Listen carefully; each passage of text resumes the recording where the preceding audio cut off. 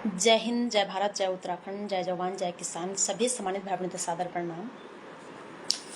उन मनुष्यों के लिए कड़वी बात है जो अपराध में शामिल होते हैं या फिर कहीं न कहीं अपराध को मौन रहकर समर्थन देते हैं, और उन लोगों के लिए सच्ची और सत्य बात जो सचमुच में समाज से जातिवाद, नफरत, छुआछूत खत्म करना चाहते हैं। आज मैं कुछ कड़वी सच्चाई बोलना चाहूँगी। जिन्हें बुरा लगे तो लगे, हमें सच स्वीकार करना चाहिए।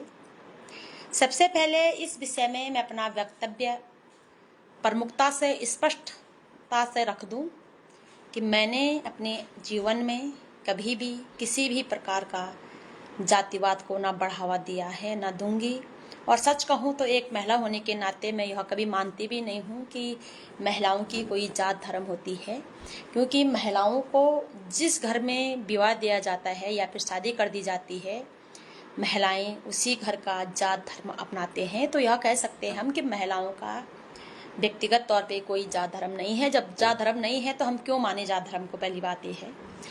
बट जिस प्रकार से दुनिया में जात धर्म के नाम पर, दुनिया नहीं साथी, हमारे भारत देश में जात धर्म के नाम पर लगातार शोषण किया जा रहा है, और उस शोषण का प्रभाव पीढ़ी दर पीढ़ी पड़ रहा है मेरे भाई बहनों, जिसका खामियाजा हमने हर युग में भुगता है। तो आज मैं इसी विषय पे चर्चा करूंगी। मैं आशा ही नहीं, पूर्ण विश्वास करूंगी मेरे भाई बहनों, प्रणाम मेरे भाई, कि आप लोग खुले दिमाग से हर चीज़ सोचेंगे मेरे भाई बहनों। क्योंकि हम लोग बिना तर्क के चीज़ों को एक्सेप्ट कर लेते हैं, भले ही उस चीज़ का कोई मूल्य न हो, भले ही उस चीज़ का कोई अर्थ न हो, लेकिन हमने सदियों से हम कुछ बातें ऐसे करते आ रहे हैं कि जिसका समाज पे दुष्प्रभाव पड़ता है, बट फिर भी हम उस चीज़ को फॉलो करते आ रहे हैं और फॉलो ही करते जा रहे हैं। और जो मैं आज बात कर रही हूँ, मैं सोशल मीडिया पे चल रहे कुछ जातिवादी मानसिकता के लोगों के वीडियो के खिलाफत में एवं समाज में चल रहे तमाम प्रकार के चीज़ों के खिलाफत में यह बात मैं कह रही हूँ। क्योंकि मैंने देखा है कि बहुत से किताबें, ये बात सच है साथियों कि ज्ञान बढ़ाने के लिए किताबें पढ़नी चाहिए, या फिर जागरूकता फैलाने के लिए, या फिर जानकारी प्राप्त करने के लिए किताबें पढ़नी चाहिए। लेकिन बहुत सी घटनाएं ऐसी हैं जिनसे किताबें भी अनजान हैं। उन घटनाओं में से हम कुछ घटनाएं आप लोगों को बता देते हैं कि किसी किताब में यह नहीं लिखा हुआ है कि बेटी का भ्रूण हत्या करनी चाहिए, लेकिन फिर भी भ्रूण हत्या होती है। किसी किताब में यह नहीं लिखा हुआ है कि छुआछूत करना चाहिए, फिर भी छुआछूत होता है। किसी किताब में यह नहीं लिखा हुआ है कि जो केस है उसे रिश्वत दे करके आपस में रखा दफा कर देना चाहिए, फिर भी धड़ल्ले से रिश्वत ली जाती है।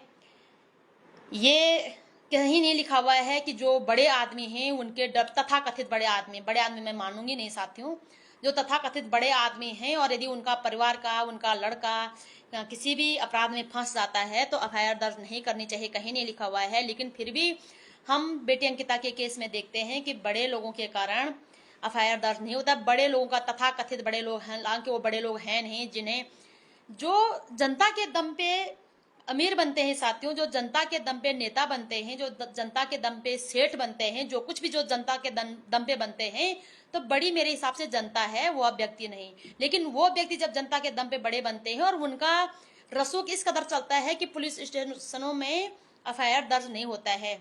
वो हमने बेटी अंकिता के मामले में देखा, वो हमने यहाँ पे जो क्या बोलते साथियों, ये पश्चिम बंगाल में जो डॉक्टर बेटी का जो अत्याचार हुआ, उस मामले में देखा कि कई घंटों तक जो है एफआईआर दर्ज नहीं की गई। तो मैं इसी विषय में बात कड़वी है और हमको यह विषय मान लेना चाहिए 100% बात।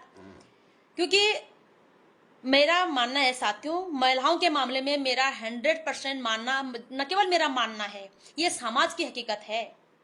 ये समाज की हकीकत है कि महिलाओं के मामले में चाहे कोई जात हो, धर्म हो, परिवार हो, पार्टी हो, विभागें हो, कहीं भी हो, महिलाओं का 100% शोषण होता है। और शोषण करने वाले कौन हैं? अपने ही जात के, अपने ही धर्म के, अपने ही घर के, अपने ही ससुराल के। मतलब मैं कैसे मान लूं कि महिलाएं कहाँ सुरक्षित हैं? मैंने एक मुंबई की घटना पढ़ी मेरे भाई बहनों, तो लॉकडाउन की घटना मैंने वह पढ़ी, मैं नाम उजागर नहीं करना चाहूंगी उन लोगों का, और वो हमारे धर्म के लोग हैं, हिंदू धर्म के लोग हैं वो। तो वो बेटी गुमसुम जब स्कूल में जाती थी, और जब उसके टीचर ने उसे पूछा कि बेटा तो इतनी तेज तरार थी तो तू आजकल गुमसुम क्यों रहती